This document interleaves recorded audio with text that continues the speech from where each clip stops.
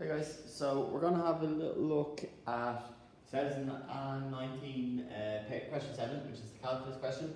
And we're gonna start off in part D, because this is where calculus kicks in. So start part A, B, and C, we're all about filling out a table and plotting your graph.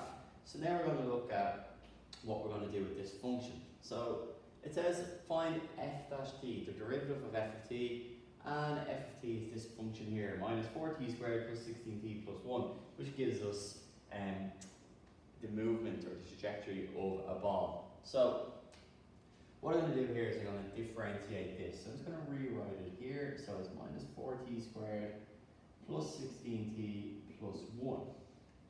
And in order to differentiate this with respect to t, I'm going to start off by bringing down my 2 here. So that becomes 2 times minus 4, which is minus 8t, plus, I get rid of my t there, which gives me 16, and I get rid of my 1 here. And I'm left with minus 8t plus 16. And what that is the speed of the ball, right? So if you differentiate that function, you get the speed. If you differentiate the function a second time, you actually get the acceleration of the ball. So part 2 says use your answer from part 1. So we're going to have to use this here.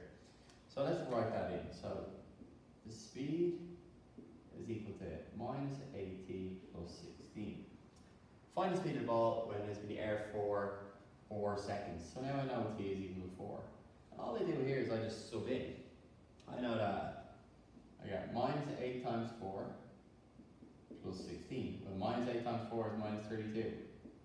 Plus 16 gives me minus 16 meters per second. Now what we do is we actually ignore the minus there. Okay, because it could be on the ball, it could be on the way down. So it's just 16 meters per second. Finally, it says use your answers, and I'm just going to scroll a little bit here. It says use your answers from D part 1 to find the value of t for which the ball was descending and traveling at a speed of 8 meters per second. Right, so let's just get rid of these for a second. So we're using our answer from the very first part. Well, the answer from the very first part is minus 8t plus 16. That's the speed.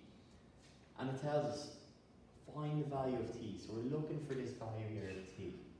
So we're not subbing in for t, we're looking for t. But it gives us my answer. It tells me that the speed is actually 8. So I can make that equal to 8. And now I'm just going to do some simple algebra. Plus 16 becomes minus 16. So I'm left with minus 8t here is equal to 8 minus 16, which gives me minus 8. So we've got t's on one side, numbers on the other side.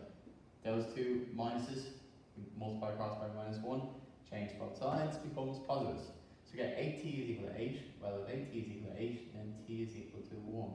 So after 1 second, it has a speed of 8 meters per second.